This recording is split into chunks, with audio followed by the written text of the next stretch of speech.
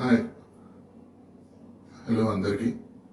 ఈరోజు నేను మాట్లాడాలనుకుంటున్న టాపిక్ నిన్న పవన్ కళ్యాణ్ గారు అసెంబ్లీలో చెప్పిన అబద్ధాల గురించి. ఆయన ఒక అబద్ధం చెప్పలేదు, ఆయన సుదీర్ఘంగా మాట్లాడారు నిన్న పవన్ కళ్యాణ్ గారు అసెంబ్లీలో. దగ్గర దగ్గర 40 నిమిషాలు 50 నిమిషాల వరకు మాట్లాడుంటారు. ఆయన ఎంతసేపు అయితే మాట్లాడారో అందులో 90% ఆయన జగన్మోహన్ రెడ్డి గారి గురించే మాట్లాడారు. 10% కూడా ఆయన ప్రజా సమస్యల గురించి మాట్లాడలేదు, మిర్చి రైతుల గురించి మాట్లాడలేదు, రాష్ట్రంలో జరుగుతున్న అక్రమాల గురించి మాట్లాడలేదు, సూపర్ 6 పథకాల గురించి మాట్లాడలేదు. ఆంధ్రప్రదేశ్ 9 నెలల్లోనే 1,00,000 కోట్లు అప్పు చేసిన విషయం ఆయన చాలా కన్వీనియంట్ గా వదిలేశారు. ఎందుకంటే ఆయనకు టైం లేదు. ఆయనకు టైం ఎందుకుంది? ఓన్లీ జగన్మోహన్ రెడ్డి గారిని తిట్టడానికే పవన్ కళ్యాణ్ గారికి టైం ఉంది. ఆయన ఏం చెప్పారు? పవన్ కళ్యాణ్ ఏ పార్టీ అయితే గవర్నర్ ప్రసంగిస్తుంటే అల్లరి చేసిందో ఆ పార్టీ మళ్ళీ అధికారంలోకి రావడానికి వీల్లేదు. ఇంకో 15 ఏళ్ళు కూటమి గవర్నమెంటే ఉంటది. జగన్మోహన్ రెడ్డి గారిని నేను సీఎం గా ఎప్పటికీ కానివ్వను, నేను ఇక్కడ ఉన్నంత వరకు అనేసి. అవును, నిజమే. ఎందుకంటే పవన్ కళ్యాణ్ గారు మీకు అవసరం, మీకు కూటమి అవసరం, మీకు టీడీపీ సపోర్ట్ అవసరం, మీకు బీజేపీ సపోర్ట్ అవసరం, మీరు కాషాయ బట్టలు వేసుకునే అవసరం మీకుంది. ఎందుకంటే మీరు కులంతోనూ మతంతోనూ రాజకీయం చెయ్యను, మన ఆంధ్ర వాళ్ళకి కుల భావన ఉంది, ఆంధ్ర అనే భావన లేదు అనే శుద్ధులు చెప్పే మీరు, మీకే అదే కులం సపోర్ట్ కావాలి, ఒక పార్టీ సపోర్ట్ కావాలి, ఒక మతం సపోర్ట్ కావాలి. ఎందుకంటే అప్పుడే మీరు ఎమ్మెల్యేగా గెలుస్తారు కాబట్టి. లేకపోతే మీరు గెలవలేరు. రాష్ట్రంలో ఉన్న 175 నియోజకవర్గాల్లో మీరు ఎక్కడ పోటీ చేసినా మీరు గెలవలేరు, మీరు సింగిల్ గా పోటీ చేసినప్పుడు. ఎందుకంటే మీ డ్రామాలు జనాలకు తెలుసు పవన్ కళ్యాణ్ గారు, అది మీకు కూడా తెలుసు. నన్ను ప్రజలు నమ్మట్లేదు అని మీకు తెలుసు.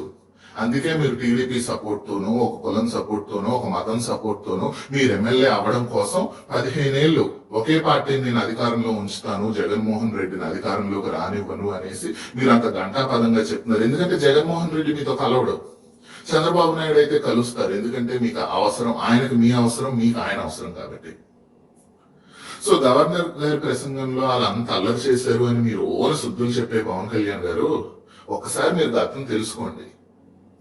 మీకు ఏంటంటే పవన్ కళ్యాణ్ గారు, నాకు అర్థం కావట్లేదు, మీకు ఒక కన్నే పనిచేస్తుందా, మీరు ఇంకో కన్నుతో ఓన్లీ వైసీపీ వాళ్ళని చూస్తున్నారా అనేసి నాకు డౌట్ వస్తుంది అప్పుడప్పుడు. ఎందుకంటే మీరు టీడీపీ టైంలో లేదా తెలుగుదేశం పార్టీ హయాంలో మీ గవర్నమెంట్ లో జరిగిన తప్పులు మీరు కన్వీనియంట్ గా వదిలేస్తున్నారు. ప్రశ్నించడానికే నేను పార్టీ పెట్టానన్న మీరు ఓన్లీ ఒక్కరినే ప్రశ్నిస్తున్నారు పవన్ కళ్యాణ్ గారు, అది ఓన్లీ జగన్మోహన్ రెడ్డి గారిని. మీరు చంద్రబాబు నాయుడు చేస్తుంది ప్రతిదీ మీకు రైట్ గానే అనిపిస్తుంది. 9 నెలల్లో ఇన్ని రేపులు, ఇన్ని అఘాయిత్యాలు, మిర్చి రైతులు, గ్రూప్ 2 విద్యార్థులు, ఆంధ్ర అప్పులు ఇన్ని జరుగుతుంటే మీకు అవి ఏమీ కనిపించలేదు. మీకు 9 నెలల క్రితం జగన్మోహన్ రెడ్డి ఏం చేశాడో అదే కనిపిస్తుంది. మీరు నిన్న వైసీపీ చేసిన అల్లరికి నేను క్షమాపణలు చెప్తున్నాను గవర్నర్ కి అనేసి అన్నారు. మీరెందుకు చెప్తారు? మీరేమన్నా వైసీపీ పార్టీయా? మీరేమన్నా వైఎస్ఆర్సీపీ కార్యకర్త? లేదా మీరేమన్నా జగన్మోహన్ రెడ్డి గారి పిఏనా? లేదా మీరు జగన్మోహన్ రెడ్డి గారికి వకల్తా పుచ్చుకొని మీరు ఆయన తరపున మీరు గవర్నర్ సారీ చెప్పే అధికారం మీకు జగన్మోహన్ రెడ్డి ఇచ్చారా? మరి దేనికి డ్రామాలు? మీరు ప్రజా సమస్యల గురించి మాట్లాడకుండా అసెంబ్లీలో లేని వ్యక్తి గురించి మీరు మీ స్పీచ్ మొత్తం మాట్లాడి ఎందుకు ఈ డ్రామాలు, ఎందుకు ఈ పబ్లిసిటీ? మీకు ఏమన్నా పిచ్చా పవన్ కళ్యాణ్ గారు? పబ్లిసిటీ పిచ్చి పట్టుకుందా మీకు? ఎందుకు మీరు ఈ మెలో డ్రామాలు చేస్తున్నారో నాకు అర్థం కావట్లేదు అసలు మీరు జగన్మోహన్ రెడ్డి గారు వైసీపీ పార్టీ ఓన్లీ 10 నిమిషాలు లేదా 7 నిమిషాలు ఉన్నారు, మాకు ప్రతిపక్ష హోదా ఇవ్వాలి అని అడిగారు, వెళ్ళిపోయారు, వాకౌట్ చేశారు. గవర్నర్ ప్రసంగం మొత్తం సాయంత్రం వరకు లేదా మధ్యాహ్నం వరకు జరిగితే లేరు. మీకు 6 నిమిషాలకే మీకు అంత బాధపడిపోతే పవన్ కళ్యాణ్ గారు, ఒక్కసారి మీరు గతం గుర్తు చేసుకోండి. 2011లో ఉమ్మడి ఆంధ్రప్రదేశ్ అసెంబ్లీలో గవర్నర్ ఈఎస్ఎల్ నరసింహన్ గారు స్పీచ్ ఇస్తుంటే అప్పటి టీడీపీ ఎమ్మెల్యే, ఇప్పుడు తెలంగాణ ముఖ్యమంత్రి రేవంత్ రెడ్డి ఇంకో 2-3 శాసనసభ్యులతో గవర్నర్ ప్రసంగిస్తుంటే స్పీకర్ పోడియంకి గవర్నర్ వెనకాల చైర్ తీసి విసిరేస్తే గవర్నర్ పర్సనల్ సెక్యూరిటీ గార్డ్స్ వచ్చి గవర్నర్ ని కాపాడుకోవాల్సిన పరిస్థితి. ఇప్పుడున్న చంద్రబాబు నాయుడు అప్పుడు ప్రతిపక్ష నాయకుడు, వాళ్ళ ఎమ్మెల్యే ఇప్పుడు తెలంగాణ ముఖ్యమంత్రి, అప్పటి తెలుగుదేశం ఎమ్మెల్యే రేవంత్ రెడ్డి. ఒక్కసారి మీరు గతం గుర్తు చేసుకోండి. 2018లో చంద్రబాబు నాయుడు గారు, ఇప్పుడు రాష్ట్ర ముఖ్యమంత్రి, గవర్నర్ వ్యవస్థ రద్దవ్వాలి, గవర్నర్లు బీజేపీ ఏజెంట్లుగా పనిచేస్తున్నారు అనేసి రోడ్లెక్కి గవర్నర్ని పచ్చి బూతులు తిట్టిన వైనం. అసలు గవర్నర్లే ఉండడానికి వీల్లేదు అనేసి డిమాండ్ చేసిన వైనం. గవర్నర్ ఒక పార్టీ ఏజెంట్ గా ప్రశ్నించి మాట్లాడిన వైనం. ఇవన్నీ మీరు మర్చిపోయారా పవన్ కళ్యాణ్ గారు? లేదా అవన్నీ మీకు కనిపించట్లేదా?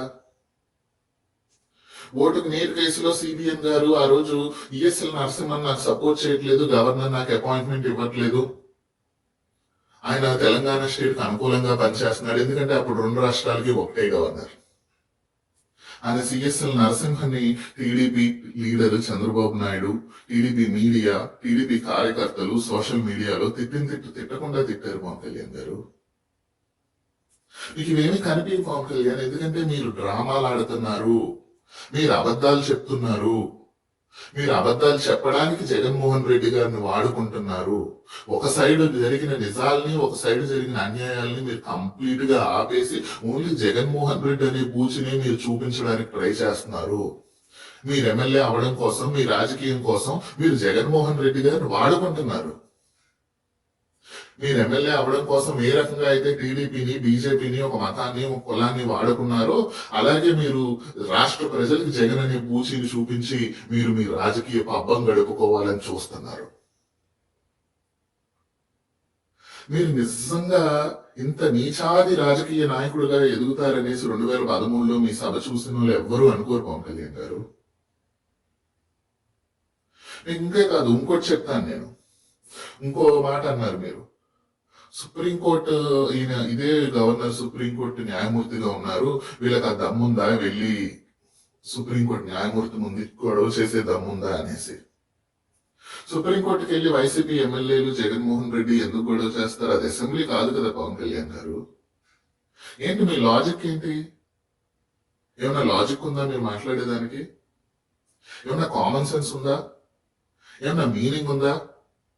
ఆయన సుప్రీంకోర్టు జడ్జిగా ఉంటే జగన్మోహన్ రెడ్డి వాళ్ళ పార్టీ ఎమ్మెల్యేలు వెళ్ళి సుప్రీంకోర్టులోనూ లేదా ఆయన ముందు, ఆయన ఇంటి ముందు ఎందుకు ధర్నా చేస్తారు?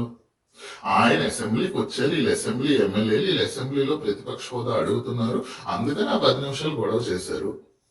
ఇస్తే ఇవ్వండి, ఇవ్వకపోతే వాళ్ళ ద్వారా చూసుకుంటారు. మీరు ఎంతైతే కమిట్మెంట్ గా ఉన్నారో వాళ్ళకి ప్రతిపక్ష హోదా ఇవ్వకూడదు, వాళ్ళకి ప్రతిపక్ష హోదా వస్తే జగన్మోహన్ రెడ్డి అసెంబ్లీలోకి వచ్చి మాకు వ్యతిరేకంగా మాట్లాడతాడు, అది మాకు ఇష్టం లేదు అనేసి మీరు ఎంత కమిట్మెంట్ గా ఉన్నారో అంతే కమిట్మెంట్ గా అటుపక్క జగన్మోహన్ రెడ్డి గారు కూడా ఉన్నారు.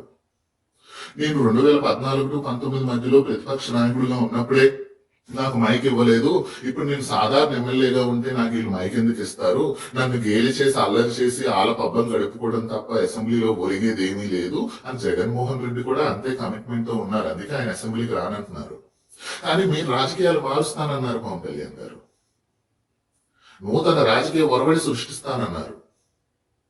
మీకు నిజంగా దమ్ము ధైర్యం ఉంటే, మీరు నిజంగా ఒక సరికొత్త రాజకీయ ఒరవడి ఆంధ్రప్రదేశ్కి తేవాలి అని అనుకుంటే, మీరు ఆంధ్రప్రదేశ్ రాజకీయాలను మార్చాలి అనుకుంటే, మీరు నిజంగా ఒక టార్చ్ బేరర్, ఒక సమకాలీన రాజకీయాలకు ఒక టార్చ్ బేరర్ అవ్వాలనుకుంటే పవన్ కళ్యాణ్ గారు వైసీపీకి ప్రధాన ప్రతిపక్ష హోదా ఇచ్చి వాళ్ళు అసెంబ్లీకి వచ్చేలా చేసి నిర్మాణాత్మక విమర్శలు తీసుకొని మీరు రాష్ట్రాన్ని బాగు చేయడానికి ట్రై చేయండి. నూతన రాజకీయ ఒరవడి సృష్టించండి. ఎందుకంటే మీకు అవతల పక్క 40 ఏళ్ళు రాజకీయ ఎక్స్పీరియన్స్ ఉన్న, అపార ఎక్స్పీరియన్స్ ఉన్న నాయకుడు కదా. పోనీ జగన్మోహన్ రెడ్డి గారి కంటే ఎక్స్పీరియన్స్ లేదు, ఆయన టైంలో ఆయన తప్పులు చేశారు అనుకుందాం. మీ టైంలో మీరు తప్పులు చేయాల్సిన అవసరం లేదే. మీరు కూడా అదే విధంగా ప్రవర్తిస్తే మీకు జగన్మోహన్ రెడ్డి గారికి తేడా ఏంటి? మీరు కూడా అదే రకం రాజకీయం చేయాలనుకుంటున్నారా? అటువంటిప్పుడు మీరెందుకు మరి నేను శుద్ధుణ్ణి, నేను నీతిమంతుణ్ణి అని చెప్పుకోవడం? మీరు అటువంటి రాజకీయాలే చేస్తున్నప్పుడు. స్టీల్ ప్లాంట్ మేమే తెచ్చాము, కేంద్రం నుండి నిధులు మేమే తెచ్చాము, స్టీల్ ప్లాంట్ మేమే ప్రైవేటీకరణ ఆపాము అనేసి అంటున్నారు. ఆపుతారు, ఎందుకంటే మీరు కేంద్రంలో ఇప్పుడు గవర్నమెంట్ లో ఉన్నారు, బీజేపీ గవర్నమెంట్ మీది, మీరు ఎన్డీఏ గవర్నమెంట్, మీరు జనసేన టీడీపీ గవర్నమెంట్ కాదు. సో అందుకని మీ గవర్నమెంట్ సపోర్ట్ చేస్తుంది, ఎందుకంటే మీ అవసరం కూడా అక్కడ సెంట్రల్ గవర్నమెంట్ ఉంది. జగన్మోహన్ రెడ్డి గారి టైంలో బీజేపీకి సొంతంగానే పవర్ ఉంది. వాళ్ళు ఎవరి మాట వినవసరం లేదు, ఎవరిది పట్టించుకోని అవసరం లేదు. ఇవన్నీ తెలిసి కూడా మీరు మీ డ్రామాలు ఏంటి పవన్ కళ్యాణ్ గారు, మీ అబద్ధాలేంటి? అసలు మీరు అబద్ధాలతో మీ డ్రామాలతో ప్రజల్ని ఇంకెన్నాళ్ళు మోసం చేయాలనుకుంటున్నారు పవన్ కళ్యాణ్ గారు? మీరు ఓన్లీ జగన్మోహన్ రెడ్డి గారి ద్వేషంతో మీ రాజకీయం పబ్బం గడుపుకోవాలనుకొని మీరు ఇన్ని అబద్ధాలు చెప్పడం అసెంబ్లీలో స్థిరంగా సిగ్గుచేటు. ప్రజా సమస్యల పైన మీరు మాట్లాడే ఇది లేదు. మీరు మాట్లాడుతుంటే నారా లోకేష్ నుండి మీకు ఒక లిస్ట్ వచ్చింది. వాళ్ళ గొడవలు చూస్తుంటే అధ్యక్ష నాకు వాళ్ళ బాబాయిని ఎలా చంపారు నాకు గుర్తొచ్చింది,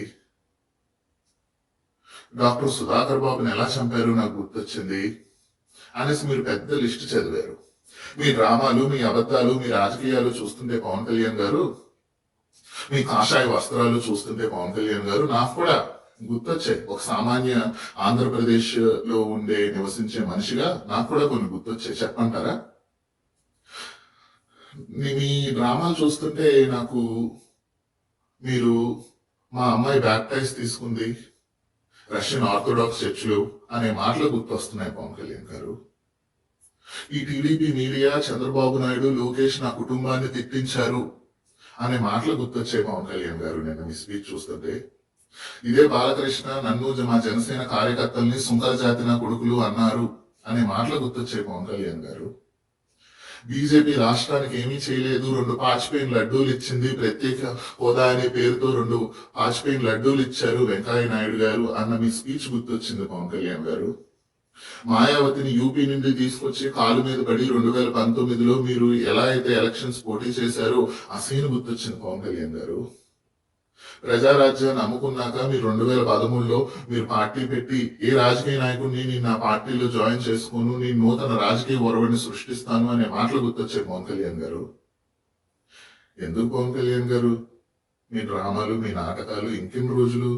మీ జన సైనికులు ఇవన్నీ కళ్ళు మూతలు పెట్టుకుని మీకు సపోర్ట్ చేస్తారేమో గాని ఒక నార్మల్ మనిషిగా, ఆంధ్రప్రదేశ్ లో నివసించే మనిషిగా, రాజకీయం అర్థం చేసుకునే మనిషిగా, మంచి చెల్లు చూసే మనిషిగా పవన్ కళ్యాణ్ గారు మిమ్మల్ని నమ్మే ప్లేస్ లో మేము లేము.